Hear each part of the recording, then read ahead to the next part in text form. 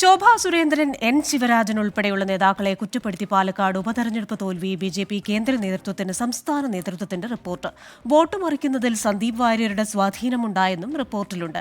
ബി.ജെ.പിക്കുള്ളിലെ സംഘടനാ പ്രശ്നങ്ങൾ സംബന്ധിച്ച ചോദ്യങ്ങൾക്ക് ഭീഷണിയുടെ സ്വരത്തിലായിരുന്നു മാധ്യമങ്ങളോട് സംസ്ഥാന പ്രസിഡന്റ് കെ സുരേന്ദ്രന്റെ പ്രതികരണം. ഈ മാസം 7, 8 തീയതികളിൽ കൊച്ചിയിൽ ചേരുന്ന തെരഞ്ഞെടുപ്പ് അവലോകന യോഗത്തിന് മുന്നോടിയായാണ് റിപ്പോർട്ട് സമർപ്പിച്ചത്. ശോഭാ സുരേന്ദ്രനും പാലക്കാട്ടെ 4 കൗൺസിലർമാർക്കും എതിരെ റിപ്പോർട്ടിൽ കടുത്ത പരാമർശങ്ങളാണുള്ളത്. ശോഭാ സുരേന്ദ്രനും കൗൺസിലർ സ്മിതേഷും സ്ഥാനാർത്ഥിക്കെതിരായി പ്രവർത്തിച്ചതായും നഗരസഭയിൽ പ്രവർത്തനം മന്ദീഭവിപ്പിക്കാൻ ശ്രമം നടന്നുവെന്നും റിപ്പോർട്ടിൽ വ്യക്തമാക്കുന്നു.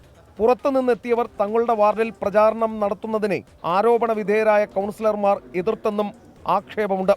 എന്നാൽ റിപ്പോർട്ടിന്മേൽ മാധ്യമങ്ങളോട് ക്ഷോഭിച്ച് കെ സുരേന്ദ്രൻ രംഗത്തെത്തി.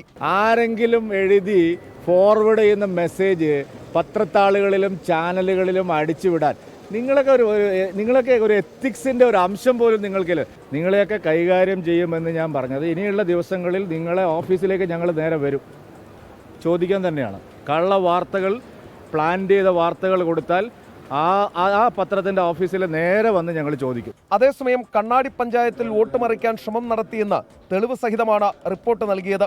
ഒരു പഞ്ചായത്ത് ഭാരവാഹിയുമായുള്ള സംഭാഷണം പുറത്തായതോടെ ജാഗ്രത പാലിക്കാനായെന്നും റിപ്പോർട്ടിൽ പറയുന്നു. വോട്ട് മറിക്കുന്നതിൽ സന്ദീപ് വാര്യരുടെ സ്വാധീനമുണ്ടായെന്നും റിപ്പോർട്ടിൽ പരാമർശമുണ്ട്. ബി.ജെ.പിയിൽ നിന്ന് എനിക്ക് അടർത്തിയെടുക്കാൻ സാധിക്കുന്ന വോട്ടുകൾ സ്വാഭാവികമായിട്ടും കോൺഗ്രസിലേക്ക് കൊണ്ടുപോകുക എന്നുള്ളത് ഞാൻ പരസ്യമായി ചെയ്തിട്ടുള്ള കാര്യമാണ്.